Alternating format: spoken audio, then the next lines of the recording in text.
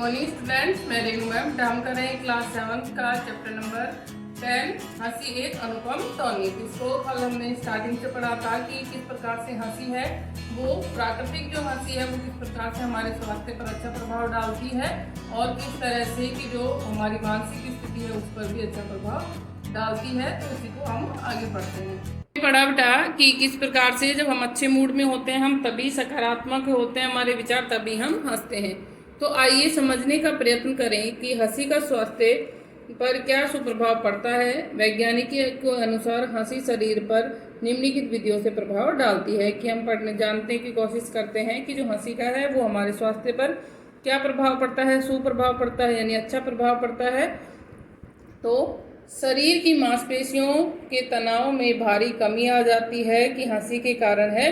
वो शरीर की मांसपेशियां हैं, उनके जो तनाव होता है उसके अंदर भारी कमी आ जाती है।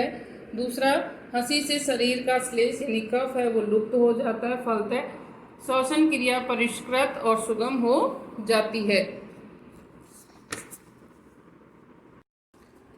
हंसने से हृदय का व्यायाम हो जाता है और रक्त प्रवाह में सुधार आता है। और हंसने से ही हृदय का व्यायाम हो जाता है तथा रक्त प्रवाह में भी सुधार आ जाता है। हंसने के फलस्वरूप शरीर का उष्मांक है वो कम हो जाता है और शरीर हल्का हो जाता है। परंतु एक बात का ध्यान रखना परम आवश्यक है कि किसी भी चीज़ की अति हानिकारक होती है कि लेकिन इसके साथ साथ में एक चीज़ का हमें यह भी ध्यान रखना चाहिए कि किसी भी चीज़ की अति मतलब आवश्यकता से अधिक होना हानिकारक है।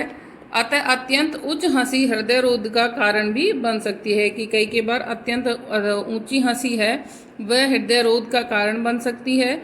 यदि किसी व्यक्ति के पेट का ऑपरेशन अभी हुआ है तो उसके टाँके उसके हंसने का भयावह सिद्ध हो सकता है, क्योंकि उसके पेट के टाँके भी खुल सकते हैं। और इसके साथ साथ में अगर किसी व्यक्ति के पेट का ऑपरेशन हुआ है और वो अधिक तेज हंसता है तो ये बहुत उसके लिए खतरनाक सिद्ध हो सकती है, क्योंकि उसके पेट के टाँके भी खुल सकते हैं। कुछ भी कहिए, हंसी व्यक्ति के मिजाज को ऊपर उठाने वाला टॉनिक माना जाता है। लेकिन चाहे कुछ भी हो, हंसी है वो व्यक्ति के मिजाज यानी मूड को ऊपर उठाने वाला टॉनिक माना जाता है। यह मस्तिष्क की ग्रंथियों को खोलकर व्यक्ति के चेहरों को खिला देती है।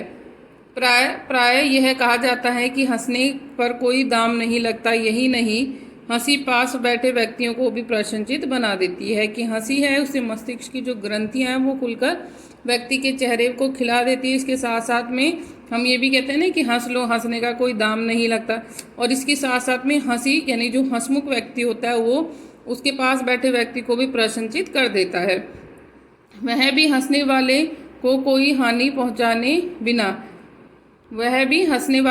हानि पहुंचाए बिना हंसी अन्य लोगों पर भी सकारात्मक प्रभाव डालती है। हंसमुख व्यक्ति को लोग ढूंढते रहते हैं तथा उसके साथ मित्रता के लिए उत्सुक रहते हैं। जो हंसमुख व्यक्ति होता है उसे सभी मित्रता करना चाहते हैं, सभी कहते हैं कि उससे वो हंसमुख है।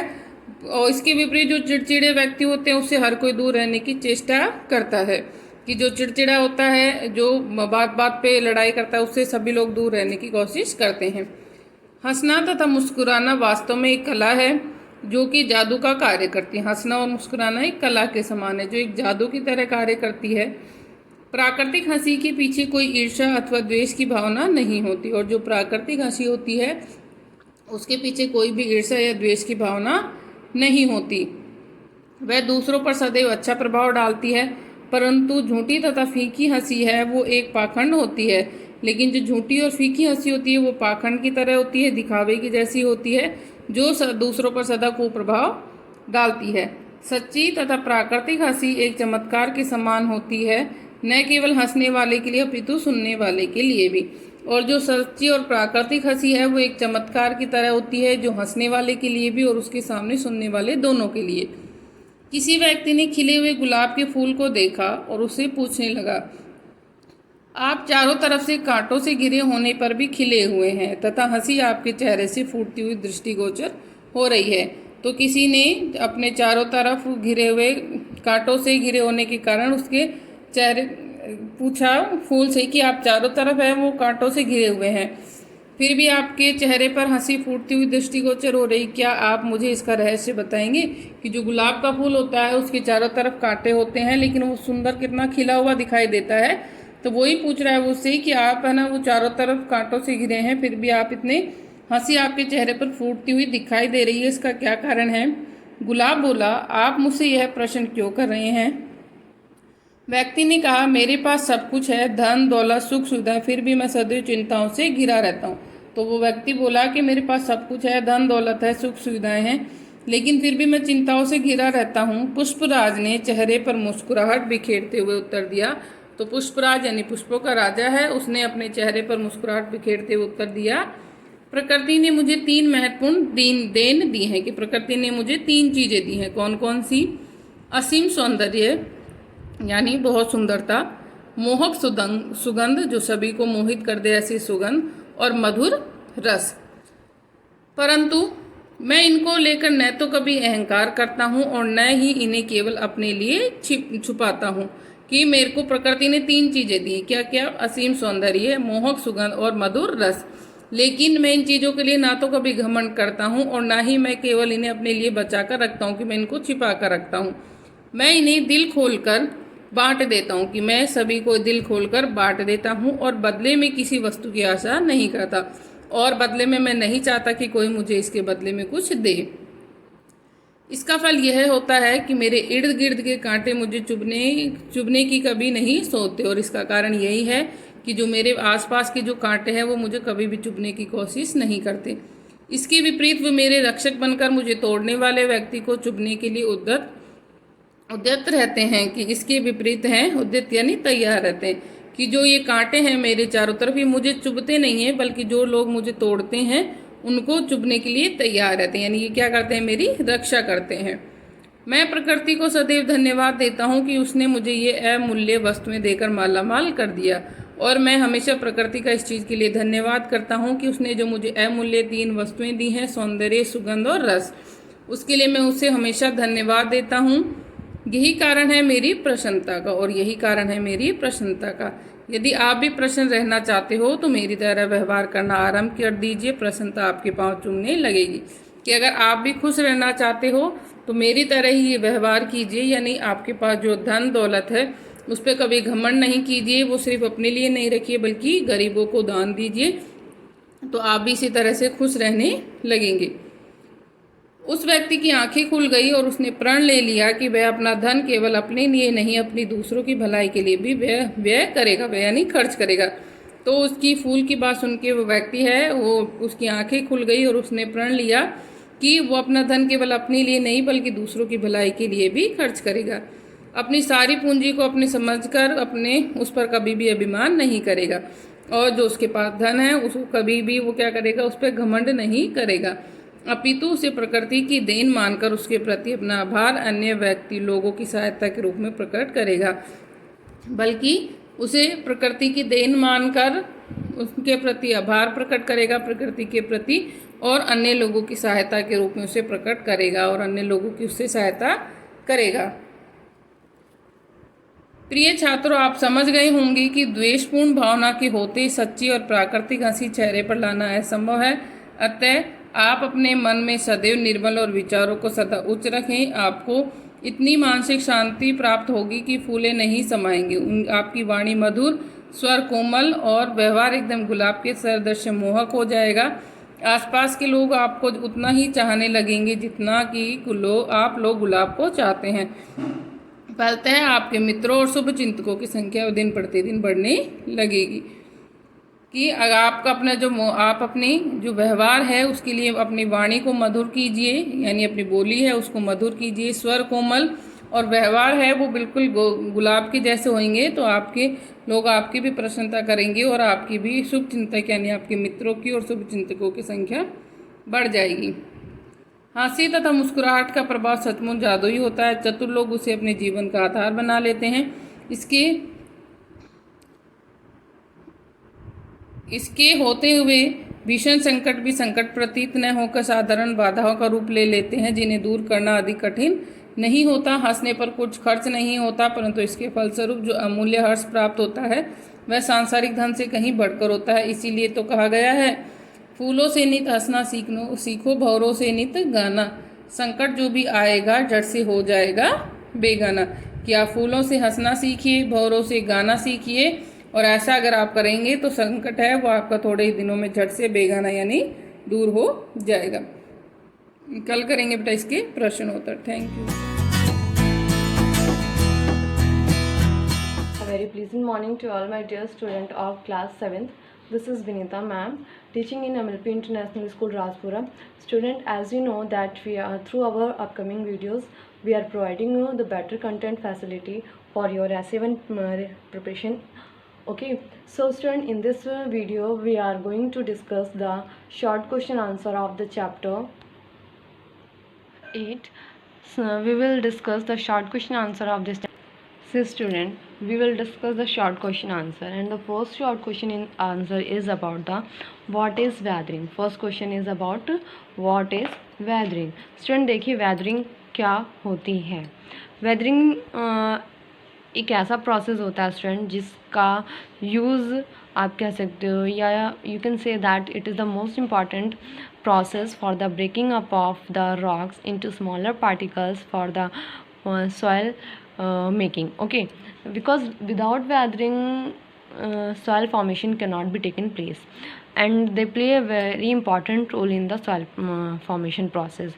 The breaking up of rocks into smaller pieces over thousands of years by different natural agents like wind, water, temperature changes and living things.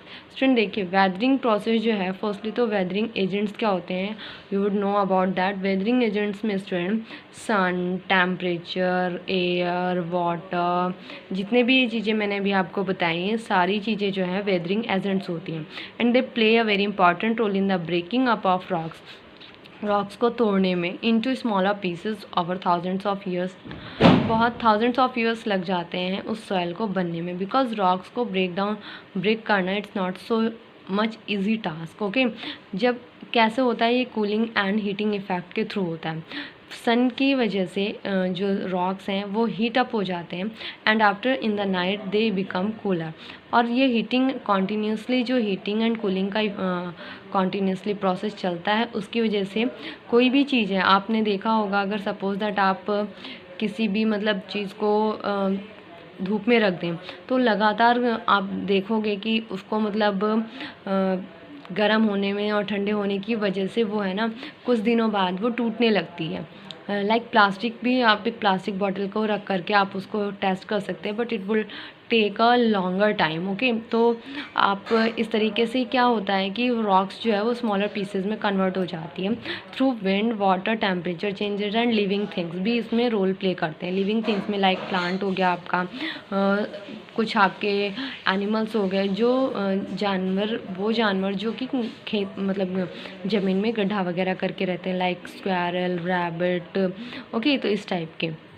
Next question is what is percolation rate. Student देखिए percolation rate क्या होता है। Percolation rate जो है water holding capacity से related है। आप इसमें जो सॉयल होती है हमारी, उस सॉयल के अंदर अगर हम पानी डाल रहे हैं तो वो कितने अमाउंट का वाटर ड्रेन हो रहा है, that we can say that the percolation rate. The percolation rate is the rate of gradual movement of water through the spaces और pores in the soil. Percolation rate वो rate होता है, वो आप process नहीं कह सकते हो मतलब, बट रेलिवेंट टू दैट होता है। ओके, उसमें ग्रेजुअल मूवमेंट, कॉन्टीन्यूसली मूवमेंट होता है। जैसे सपोज दैट कि वाटर हमने उसमें डाला, मैंने जस्ट अभी आपको बताया, उस सॉइल में से वाटर का ड्रेन आउट होना मीन्स उसके जितने स्पोर्स होंगे, स्पेसेस होंगे, पोर्स होंगे, उस सॉइल में से उतना ही वाटर ड्रेन हो जाएगा। तो that is known as the percolation rate. Now question number 3 is explain a horizon of the soil. अब आपको student A horizon of soil के बारे में बताना है। You know there are different layers of the soil, A horizon, B horizon, C horizon, bed rock, parent rock. Okay, तो ये सारे जो हैं वो सॉयल के डिफरेंट लेयर्स होते हैं। The upper most layer of the soil is called a horizon. जो सबसे टॉप मोस्ट लेयर होती है ए हॉरिजन, हम उसे कहते हैं अपर मोस्ट, सबसे ऊपरी लेयर जो होती है उसे हम ए हॉरिजन बोलते हैं। It is also called the top soil. इसे हम टॉप सॉयल भी बोलते हैं because it forms the top most layer of the soil. क्यों? क्योंकि ये टॉप मोस्ट लेयर फॉर्म करती है, जो सॉयल की सबसे ऊपरी परत होती है, ऊपरी लेयर होती है, जो कि सबसे ज़्यादा डार्केस्ट होती है एंड प्लस में आप कह सकते हो बहुत ही ज़्यादा फर्टाइल होती है, बहुत सारे एनिमल्स उस पर रहते हैं. So all this included in the A horizon and through a horizon he top soil बनती है. टॉप सॉइल को ही हम ए हॉरिजन बोलते हैं. टॉप मोस्ट लेयर फॉर्म करती है. Okay, so that's why we call it top soil, top layer of the soil. Okay, now we will move to the question number 4. How is clay soil useful for the plants? अब आप देख सकते हो कि clay soil plants के लिए useful कैसे होती है. फर्स्टली तो clay soil के कुछ कैरेक्टरिस्टिक्स हम डिस्कस कर लेते हैं. स्टूडेंट, clay soil जो होती है वो उसके जो पार्टिकल्स होते हैं वो बहुत ही ज़्यादा स्मॉल होते हैं. इसमें आप कह सकते हो मैक्सिमम अमाउंट ऑफ क्ले होता है एंड लोमी सॉइल और सिल्ट सैंड ये बहुत ही कम होता है इसके अंदर. ओके, बहुत ही इसके पार्टिकल्स जो होते हैं बहुत बारीक होते हैं. इसकी वजह से क्या होता है कि इसका जो वाटर होल्डिंग कैपेसिटी होती है स्टूडेंट वो भी बहुत ही अच्छी होती है. आप घर में भी देख सकते हो जो आपके पास क्ले होती है, अगर आप उसमें वाटर डाल के रखोगे तो बहुत ही टाइम लगेगा उसमें से वाटर को ड्रेन होने में. सो that's why it can hold lots of water at the same time. तो उस एक टाइम पे वो काफ़ी ज़्यादा पानी स्टोर करके रख सकता है. बहुत ही रेयरली उसमें से ड्रेन आउट होता है. सो स्टूडेंट, इसका ये एक बैड इफ़ेक्ट है. ओके, कि प्लांट्स के लिए I am talking about the usefulness. Okay, तो ये जो क्ले सॉइल है, जब प्लांट वाटर होल्डिंग कैपेसिटी अच्छी होती है तो ये प्लांट के लिए उसी तरीके से वाटर भी बहुत ही ज़्यादा अमाउंट में होल्ड करके रख सकते हैं, क्योंकि प्लांट को हम बार बार जा कर के पानी नहीं दे सकते. तो हमें कुछ ऐसे प्लांट्स होते हैं जैसे हमारा पैडी क्रॉप है. Paddy, you know about the rice crop जो होता है उसके लिए पानी बहुत ज़्यादा रिक्वायरमेंट होती है. So student, clay soil is very best suitable for the growing crops like paddy. तो इसका वाटर होल्डिंग कैपेसिटी बहुत अच्छी होती है. That's why it is very beneficial for the growth of the paddy crops. Now student, this is the question number 5. It is last question of your revision work. For today's revision work, what is soil profile? Soil profile क्या होता है? Name the different layers of the soil. अब आपको different layer of the soil के बारे में बताना है, प्लस में सॉइल प्रोफाइल क्या होती है student. A section that shows distinct layer of soil when we cut straight down into the soil. Section, एक ऐसा सेक्शन की बात कर रही हूँ. सपोज दैट ये सॉइल है और इसका सॉइल का मैंने एक पार्ट लिया, एक लेयर को लिया, मैंने उसको कट किया. ओके, तो इसके जो सेक्शंस होते हैं, डिवीज़न पार्ट जो दिया होता है, डिस्टिंक्ट लेयर उसमें इंक्लूड होते हैं, तो हम उसे क्या बोलते हैं? Layers of the soil. जब हम उसको स्ट्रेटली कट करते हैं, straightly I am talking about like that, हमने उसको कट किया तो हमें उसमें डिफरेंट लेयर्स, डाउन की बात करें, स्ट्रेट डाउन नीचे की तरफ, सीधे नीचे की तरफ हमने उसको कट किया तो हमें उसमें डिफरेंट लेयर्स दिखाई देंगे and that we call the soil profile. उसी को ही हम सॉइल प्रोफाइल बोलते हैं. Now it is different layer of the soil. अब आपको different layer of the soil के बारे में बात करें. So A horizon, B horizon, C horizon, R horizon, ये these all are the different layers of the soil and A horizon is also known as the top soil. A horizon को top soil बोलते हैं. B horizon is also known as the sub soil. B horizon को sub soil बोलते हैं. And C horizon is also known as the parent rock. C horizon को parent rock बोलते हैं. And R horizon, that is the last horizon of the soil और that is the last layer of the soil. It is also known as the bed rock. क्योंकि देखिए, ए top soil fertile होता है, सब soil पे humus बहुत कम मिलता है, बहुत ही रेयरली मिलता है. यहाँ पे रूट्स वगैरह मिलती हैं आपको प्लांट्स की. एंड पेरेंट रॉक जो होता है बहुत ही नीचे, वहाँ पे पत्थर मिलते हैं. एंड बेड रॉक में बहुत ही बड़े बड़े पत्थर मिलते हैं. यहाँ पे वाटर, आप ये कह सकते हो वाटर टेबल जो है. So all these are included into the different layers of the soil. तो इसकी वजह से ये पूरा हमारा सॉइल प्रोफाइल है. सॉइल लेयर्स है, different layers of the soil. Okay student, so in this video I have taught you about the short question answer of the chapter 8. You have to revise all the short questions answers for your best revision work and I hope you will doing it surely, definitely. Take care. Goodbye student. A very pleasant good morning to dear 7th class student. As you know that in our previous class we have started the review exercise of chapter number 3. In today's class we will start from question number 6. So let's start. Now question number 6, simplify. Simplify हमारा question है 32.624 minus 19.2482 minus 29.628 plus 58.372. इसको हमें simplify करना है. Simplify करने के लिए देखो हम क्या करेंगे, जो हमारे देखो ये दोनों नंबर्स क्या है, पॉजिटिव नंबर्स है, इन दोनों को हम पहले ऐड कर लेते हैं. तो मैं कॉलम में अरेंज कर लूं या फिर इनको हॉरिजॉन्टली ऐड करते हैं. देखो 32.624 प्लस 58.372 2, इन दोनों को एक साथ राइट कर लिया और इनको एक साथ राइट कर लेते हैं। -19.2482 -29.628, इन दोनों को मैं ऐड करती हूँ और इन दोनों को मैं ऐड कर लेती हूँ। तो देखो इन दोनों को जब मैं ऐड करती हूँ 32.624 में 58.372 को ऐड करती हूँ तो क्या आएगा मेरे पास, आ जाएगा 90.996। अब इन दोनों को अगर मैं ऐड करती हूँ तो सब्ट्रैक्ट वालों को, तो आ जाएगा मेरे पास 48.8762। अब हमने ऑब्जर्व करा एक प्लस का और एक माइनस है, तो प्लस माइनस माइनस हो जाएगा, तो माइनस करेंगे तो इनका डिफरेंस क्या आ जाएगा, दोनों का जो डिफरेंस आएगा वो आएगा 42.1198। तो ये हमारा फर्स्ट सिंप्लीफाई का फर्स्ट पार्ट मैंने कर लिया, सेकंड पार्ट आप लोग को खुद ट्राई करना है। So next part question number 7 start करेंगे अब। So next question, find the place value. अब देखो नेक्स्ट क्वेश्चन में क्या हमें प्लेस वैल्यू फाइंड आउट करनी है, जिस नंबर के नीचे अंडरलाइन है, अंडरलाइन डिजिट की हमें प्लेस वैल्यू फाइंड आउट करनी है। तो हमें पता है कि डेसिमल वाला क्वेश्चन है, तो ये हमारा डेसिमल पार्ट है, ये हमारा होल पार्ट है और ये हमारा डेसिमल है। तो हमें तो सिर्फ इस 6 से मतलब है, क्योंकि हमें 6 की प्लेस वैल्यू बतानी है। तो देखो ये 1 टेंस और 100, तो 6 की प्लेस वैल्यू क्या हो जाएगी 100, यानी कि 6 मल्टीप्लाई बाय 100, तो इसकी प्लेस वैल्यू क्या हो जाएगी 600, यानी कि 100 प्लेस वैल्यू है। अब एक और क्वेश्चन लेते हैं हम इसका, इसके लिए हम ले लेते हैं सेकंड पार्ट जो है हमारा, वो हो जाएगा 331.005, 5 के नीचे अंडरलाइन है। अब इसकी प्लेस वैल्यू बतानी है, तो देखो 0 की प्लेस वैल्यू क्या है 1/10, यानी कि 10th 100th और ये हो गया 1000th। तो इसको मैं किस तरह से राइट करूंगी 5/1000, तो इसकी प्लेस वैल्यू क्या हो जाएगी 1000th। इसी तरह से आपके पास एक और क्वेश्चन है, इसी का जो थर्ड पार्ट है वो क्या दिया हुआ आपको 76.426। अब देखो 4 की प्लेस वैल्यू बतानी है, 4 की प्लेस वैल्यू डेसिमल के बाद क्या है 10th से स्टार्ट होता है, तो इसकी प्लेस वैल्यू हो जाएगी 4/10। तो आपको इस तरह से इसमें प्लेस वैल्यू राइट करनी है ओनली। अब हम नेक्स्ट क्वेश्चन नंबर 9 स्टार्ट करते हैं अपना। क्वेश्चन नंबर 9 है हमारा मल्टीप्लाई।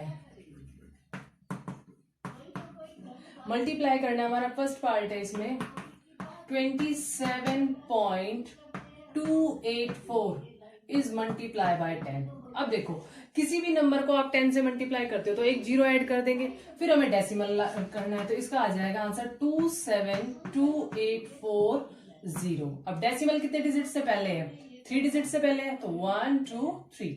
तो यहां से हमने ऑब्जर्व किया जब भी हम किसी 10 100 या 1000 से हम मल्टीप्लाई करते हैं तो हमारा जो डेसिमल है वो 1 डिजिट राइट साइड में शिफ्ट हो जाता है। तो यहाँ पे भी देखो 7 के बाद था, अब 2 के बाद शिफ्ट हो गया। इन केस अगर मैं यहाँ पे 100 कर दूं, यहाँ पे 100 हो जाए तो मेरा डेसिमल कहाँ पुट हो जाएगा 8 के बाद, यहाँ मेरा डेसिमल पुट हो जाएगा। यानी कि जितने जीरोस होंगे उतनी ही प्लेस हम उसको राइट साइड में शिफ्ट करते हुए चले जाएंगे। इन केस अगर मान लो यहाँ पे 1000 होता, 1000 हो जाएगा तो यहाँ आ जाएगा ये, तो 4 के बाद आ जाएगा। तो आपको यहाँ से समझ आ गया जितने जीरोस होंगे उतनी ही प्लेस हम आगे बढ़ते जाएंगे। सो नेक्स्ट क्वेश्चन नंबर है हमारा 10 है हमारे पास डिवाइड। क्वेश्चन नंबर 10 है हमारा डिवाइड। डिवाइड में देखो फर्स्ट पार्ट है हमारे पास 324.37 इज डिवाइडेड बाय 10। इसको मुझे 10 से डिवाइड करना है। डिवाइड करने के लिए क्या करेंगे, अब देखो डिवाइड करके देख लेते चलो। अगर डायरेक्ट मैंने पहले जब चैप्टर समझाया था तब मैंने समझाया भी था कि लेफ्ट में डिजिट शिफ्ट होगी, मल्टीप्लाई करेंगे तो राइट में डेसिमल लग जाता है और डिवाइड में लेफ्ट में डेसिमल शिफ्ट होता है।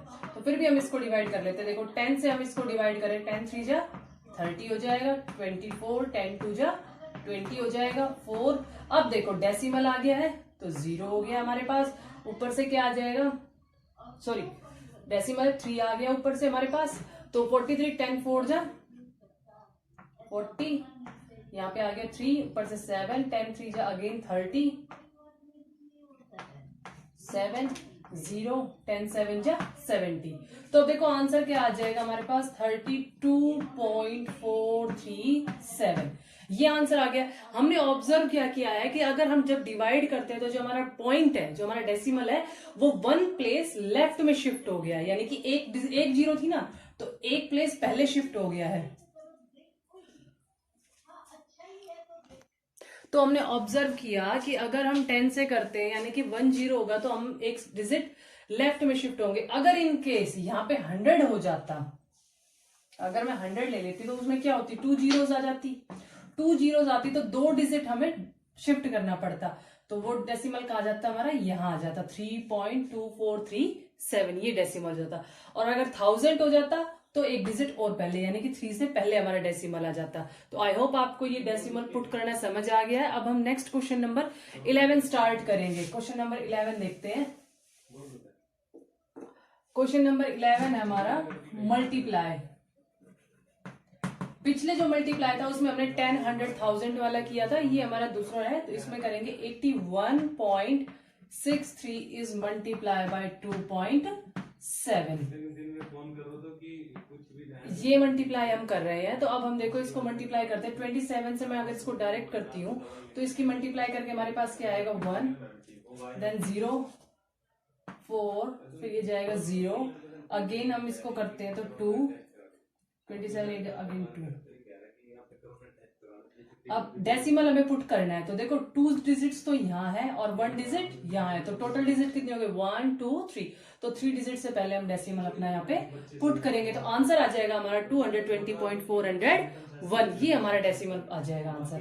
तो एक और नेक्स्ट क्वेश्चन कर लेते हैं, इसी का ही एक और पार्ट करते हैं। वो है हमारे पास 91.68 इज मल्टीप्लाई बाय 3.9। तो हम इसको पहले 39 की टेबल से करते हैं। 39 8 जैसे करते हैं तो ये जाएगा 2, अगेन आएगा हमारे पास 5 5 7 5 3। तो अब देखो यहाँ भी डेसिमल पुट करना है, तो 2 डिजिट यहाँ हो गई और 1 डिजिट ये हो गई, तो टोटल हो गई 3 डिजिट 1 2 3।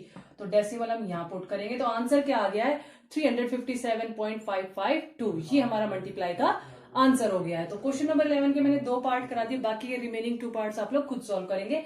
अब हम स्टार्ट करते हैं क्वेश्चन नंबर 12।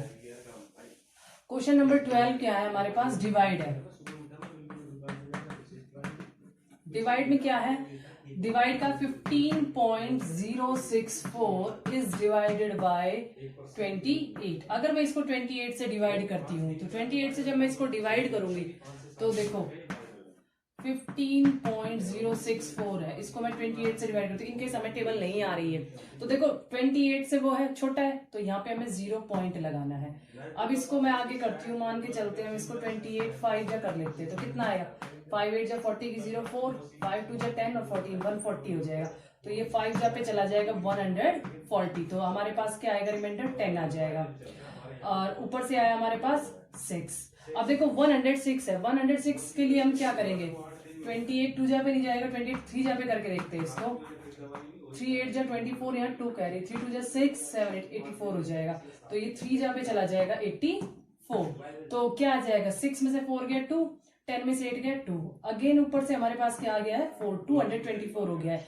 अब मैं इसको अगर चलते आगे 28 8 8 जो 64 होता है, तो देखो 8 से करते हैं अगेन हम, 8 8 जो 64, यहाँ 6 कैरी, 8 2 जो 16 और 16 2 22, तो आ जाएगा 2 2 4। तो माइनस करेंगे तो ये क्या हो गया, 0। तो इट मीन्स हमारा आंसर क्या आ गया है, 0.538। ये हमारा आंसर आ गया है। तो आई होप आपको ये डिवाइड समझ आ गई है। अब बाकी के जो रिमेनिंग पार्ट्स है आपके, वो आप लोग खुद ट्राई करेंगे। Thank you.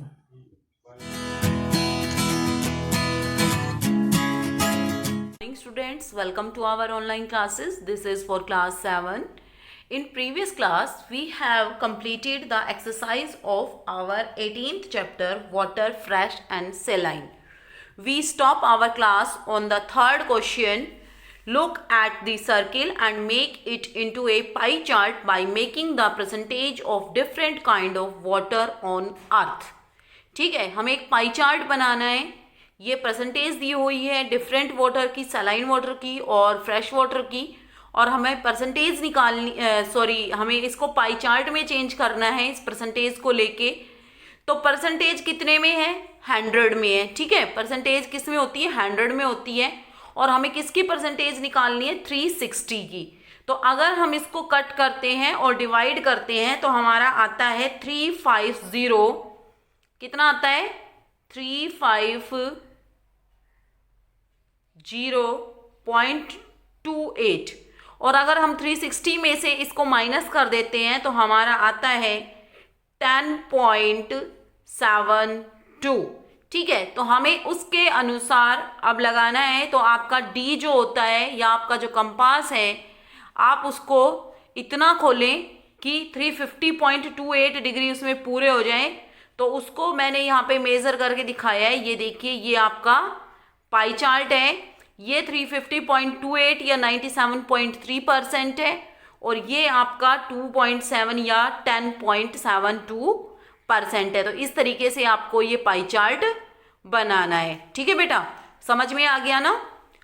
अब हम करेंगे short question answer. So our first question is what percentage of the earth is covered by water, कि पानी से कितनी अर्थ कवर है।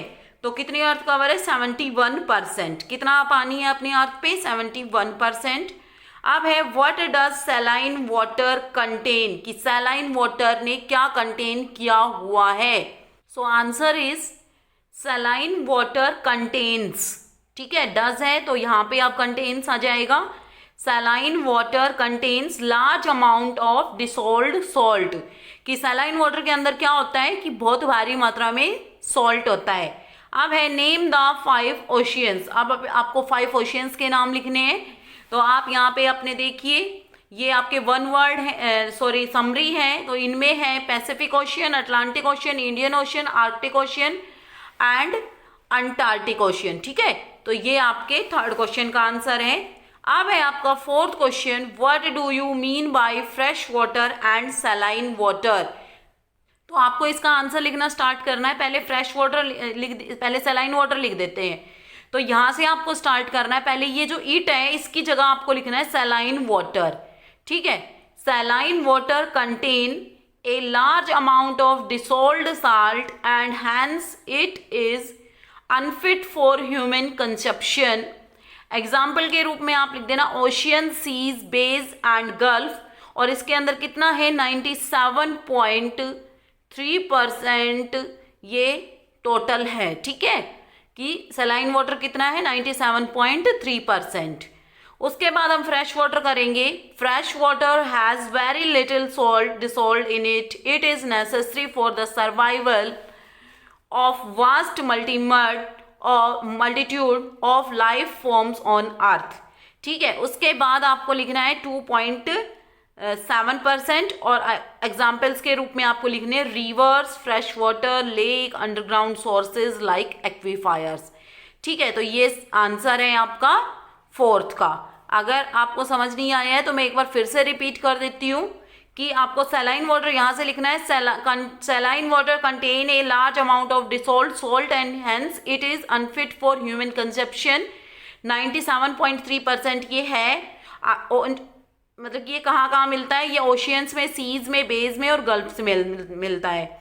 अब है fresh water has very little salt dissolved in it necessary for the survival of vast multitude of the life forms on earth. और 2.7% ये है। और ये fresh water lakes, underground sources, river like underground sources like aquifers में ये मिलता है। ठीक है, तो ये आपका आंसर है। अब आपके लॉन्ग क्वेश्चन आंसर है। तो आपका फर्स्ट लॉन्ग क्वेश्चन आंसर है कि एक्सप्लेन अबाउट पैसिफिक ओशियन। तो आपको पैसिफिक ओशियन के बारे में बताना है। तो Pacific ocean is the largest of the 5 oceans. It is total area can be gauged from the fact that all the continent would fit into it. तो आपको ये लाइन कट कर देनी है। ठीक है, उसके बाद लिखना है the deepest point of the earth is also present in ocean. Mariana trench lies off the coast of the Philippines and it has a depth of about 1100 meter below the sea level। ठीक है बेटा, और आपको world का map लेना है। World के map के अंदर आपको 5 ओशियन फिल करने हैं।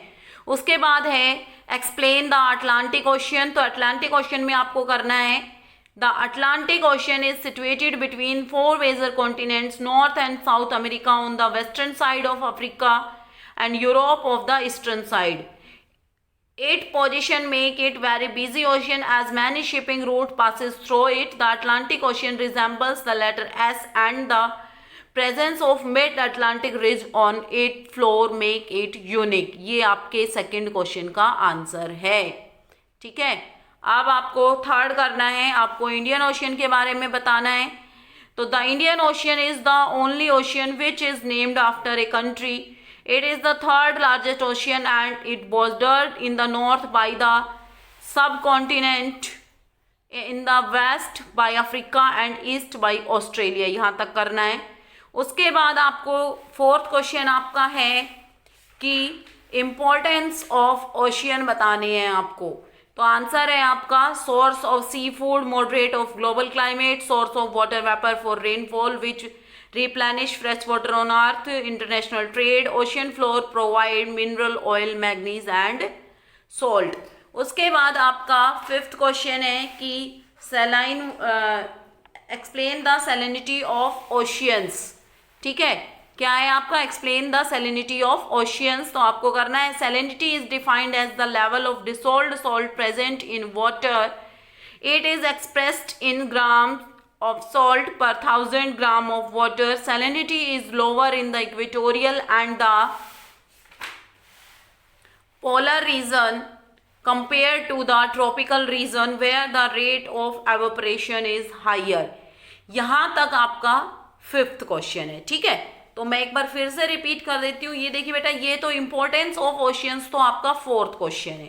ठीक है, source of sea food, moderator of global climate, source of water vapor for rainfall which replenish fresh water on earth, ocean floor provide mineral oil, manganese and salt, international trade. उसके बाद आपका first question था explain Pacific ocean. तो Pacific ocean में आपको Pacific ocean is the largest of the 5 oceans. उसके बाद the deepest point on the earth is also present in the ocean. The Mariana trench lies off the coast of Philippines and it has a depth of about 11,000 meter below the sea level. उसके बाद आपका Atlantic ocean था.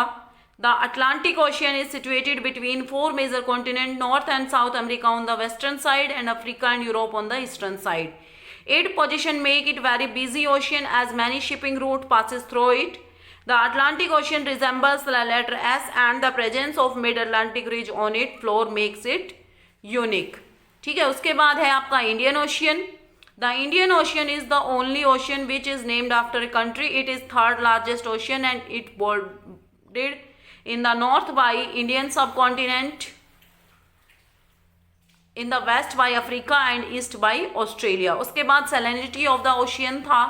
Fifth question आपका salinity is defined as the level of dissolved salt present in water.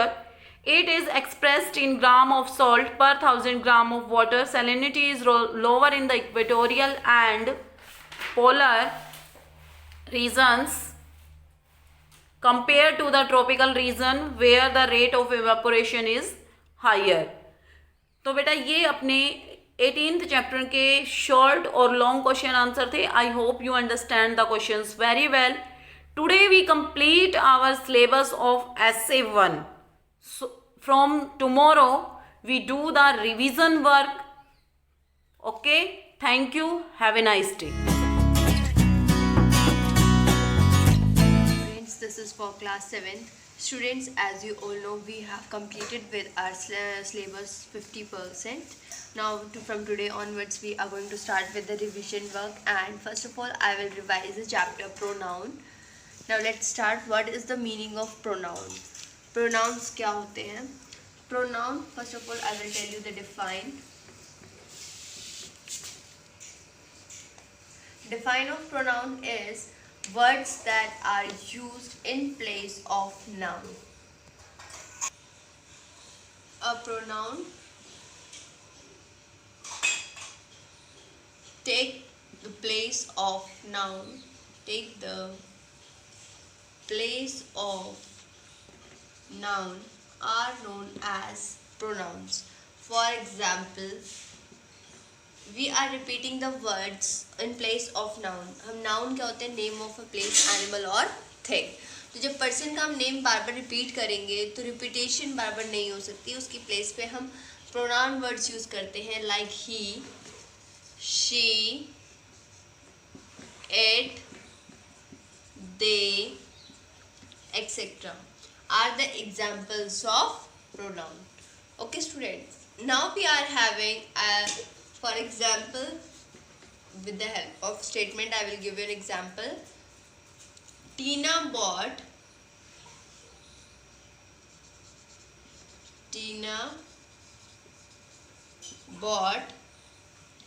some grapes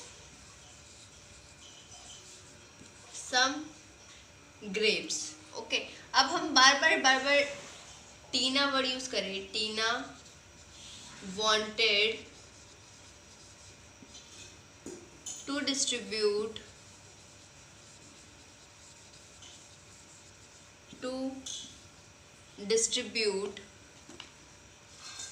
them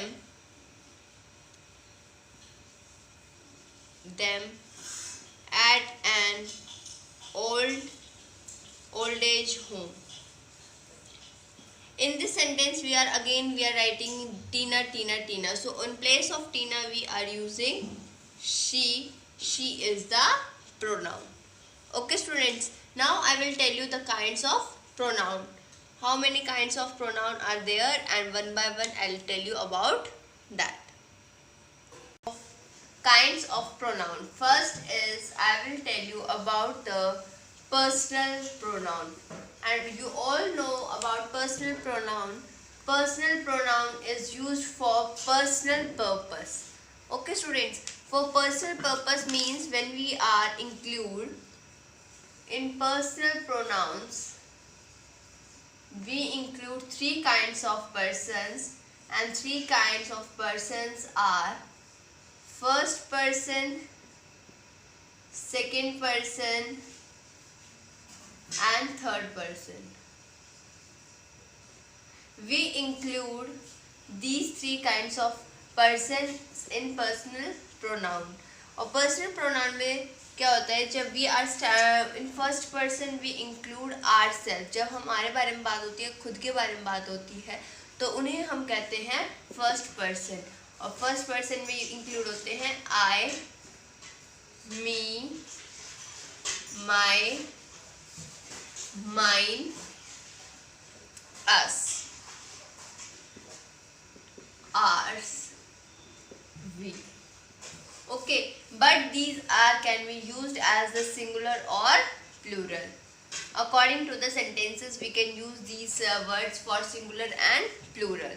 Now for second person, जब हम सामने वाले किसी बंदर से किसी पर्सन से बात कर रहे हैं, that is called second person. और second person में हम सिर्फ दो ही वर्ड्स का यूज करते हैं, you and yours. We are talking about third person, and third person is अन्य पुरुष जिसे हम हिंदी में कहते हैं, and अन्य पुरुष can be he, she, it, they, etc. They are the example of third person. Okay students, we categorize personal pronoun into three categories, and in the question also we can ask about any person. Okay, now second kind of pronoun is possessive pronoun. Possessive pronouns are shows the possession or ownership. Ownership, और जब ownership show करता है, तो ownership मतलब क्या होता है, जब हम ये बताते हैं कि ये चीज़ किससे संबंधित है, यानी कि किस चीज़ से रिलेटेड है, ये जो चीज़ है ये किस पर्सन को डिनोट कर रही है, उसको हम बोलते हैं पोजेसिव प्रोनाउंस. फॉर एग्जाम्पल, अगर हमें पता है कि ये बुक्स, फॉर एग्जाम्पल जैसे मैं आपको एक एग्जाम्पल देती हूँ, Sanjay found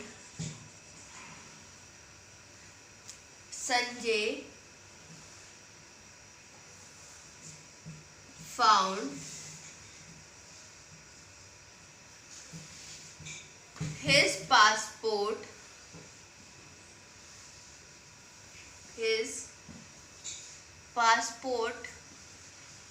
but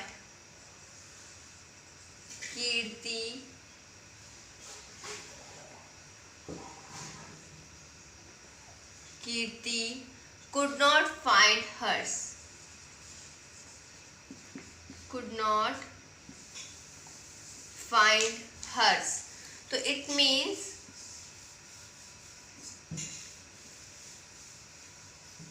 in this sentence we are talking about hers. अब इसमें हमें पता है संजय ने अपना पासपोर्ट फाइंड कर लिया, लेकिन कीर्ति ने नहीं किया. हर इज डिनोटेड टू कीर्ति. तो हर्स या जो यहाँ पे वर्ड यूज हुआ है ये है पोजेसिव प्रोनाउन, क्योंकि ये हमें पता है ये कीर्ति को डिनोट कर रहा है. Okay students, we are discuss about the two kinds of pronouns, and now let's start with the third one. And third one pronoun is related to interrogative pronouns. Interrogative pronouns are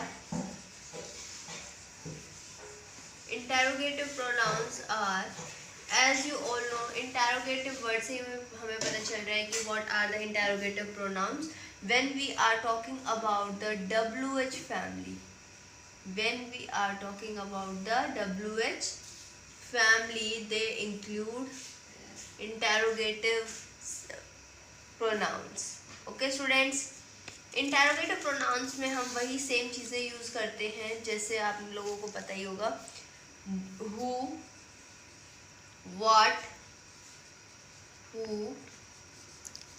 what, when, where, etc.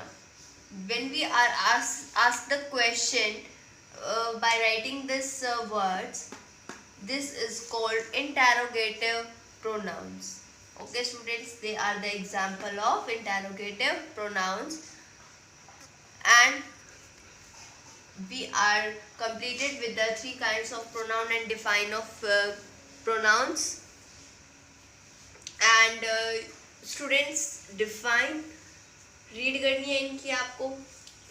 First personal pronouns में first, second, third के examples आपको अलग अलग दिए हुए हैं book में on page number 47. Singular plural अलग अलग करके जेंडर के अकॉर्डिंग गिवन है. So read these. possessive pronoun defined, read, and with examples, and interrogative pronouns read the defined and with examples. This is your homework, and revision is going on, so be careful among the videos. This will help you out in understanding very carefully. Thank you everyone. Good morning student, welcome to online class. This is Saruj from MLP International School. Student, nowadays we are doing our revision part. So exercise and other things we have completed. Now from today onwards I have started the question answer of all chapters. So let us start. Good morning student, welcome to online class. For class 7 today we are going to start the revision of chapter number 2. तो हमने इसके बेटा सारे exercises कर चुके हैं. Only question answer is left. So now onwards from each chapter I will explain you the question answers. So let us start. So students, see the first question. Why did the Greek gods often visit the world of the man and woman in rescue? यानी कि भेष बदल के Greek के जो God हैं वो क्यों वर्ल्ड में जो है मैन और वुमन के लिए क्यों घूम रहे थे? Now answer of the first question is the Greek gods often visit the world of man and woman in rescue because no one could come to know about them who they were. भेष बदल के Greek के राजा जो है God जो है man और woman के यहाँ पे इसलिए आए थे, वर्ल्ड में घूम रहे थे क्योंकि कोई उनको ये न पहचान सके कि वो गॉड है या नॉर्मल पर्सन है. Now see the question number 2. Who came out then when Zeus knocked at the door? कौन बाहर निकला जब ज्यूस ने दरवाजा खटखटाया? तो इसका आंसर है when Zeus knocked the door the old man came out. जब ज्यूस ने दरवाजा खटखटाया तो एक बुजुर्ग आदमी बाहर निकला. आंसर नंबर 3 देखिए. What furniture did the old couple have in the room? क्या क्या फर्नीचर ओल्ड कपल के रूम में थे? answer of this question is the old couple had one bed, a table and a bench to sit on in the room. यानी कि old couple के पास एक bed था, एक टेबल था और एक बेंच थी जिस पर कि बैठा जा सकता था और ये चीजें फर्नीचर उसके रूम में थी। नंबर 4 देखिए, Why did the old man feel sorry? कि old man को sorry क्यों feel हुआ? The answer of this question number 4 is the old man feels sorry because he was very poor and he had one bed and one bench and table. यानी कि उसको sorry इसलिए feel हुआ क्योंकि उसके पास जो है वो बहुत गरीब था और उसके पास एक ही बेड था, एक ही बेंच थी और एक ही टेबल था। See the answer. Question number 5.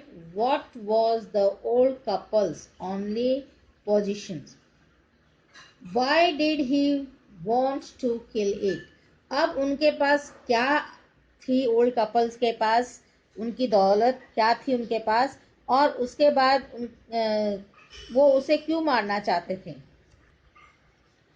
Answer इसका है the old couples only possession was an old cock. They wanted to kill it for their guest. अब जो है ओल्ड कपल के पास जो एक ही पोजीशन जो बची हुई थी वो उनकी एक पुराना कॉक था, old. They wanted to kill it और वो उसके इसलिए मारना चाहते थे अपने गेस्ट का, ताकि वो उसे अपने गेस्ट को संतुष्ट कर सके। नंबर 6 देखिए, question why did the two god want to grant one wish to old couple? जो दो गॉड थे वो क्या विश उन ओल्ड कपल को देना चाहते थे? सो इसका आंसर क्या है? The two god wants to grant one wish to the old couple because they were impressed by old couple and they were kind to them.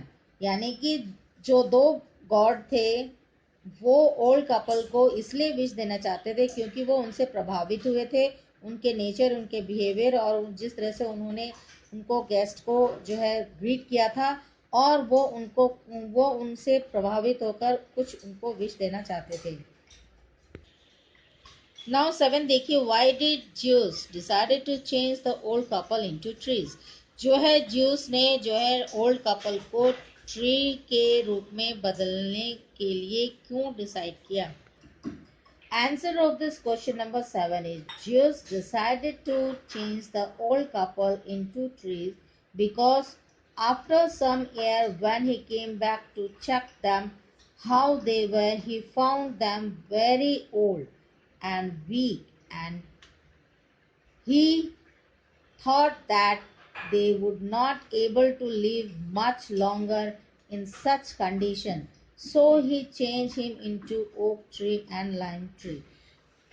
Juice ने ये डिसाइडेड किया ओल्ड कपल को चेंज कर दें tree में because क्योंकि जब वो काफ़ी समय के बाद वापस दोबारा मिलने के लिए आए तो उसने देखा कि वो ओल्ड कपल जो है बहुत ही ज़्यादा कमज़ोर हो चुके थे और उन्होंने सोचा कि अब ये ज़्यादा दिन जिंदा नहीं रह पाएंगे, इसलिए काफ़ी समय तक नहीं जिंदा रह पाएंगे, इसलिए उन्होंने डिसाइड किया कि इनको जो है ट्री के रूप में, ओक ट्री और लाइम ट्री के रूप में उनको चेंज कर दें।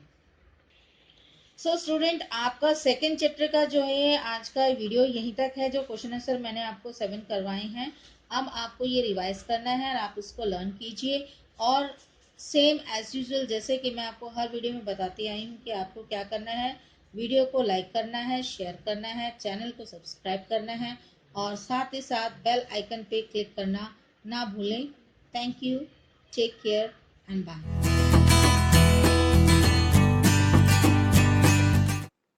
Hello student, today's session I Priyanka ma'am teach you subject GK. Here class is 7th in chapter number 20. In student, in previous video I revised chapter number 19. So let's start our chapter number 20. Student, chapter number 20 is jumble names and famous books. यहाँ पे books के जो name है उनको jumble करना है, means half जो name है बुक का वो फर्स्ट कॉलम में गिवन है और जो अदर पार्ट है वो दूसरे कॉलम में गिवन है। आपको इन सबको कंबाइन करके राइट करना है। Okay, first one is Alice in. तो अलाइस इन किसके साथ कंबाइन होगा? वंडरलैंड। ये एक फेमस बुक है, Alice in Wonderland. Like that my experiment with truth. Next one is glimpse of world history.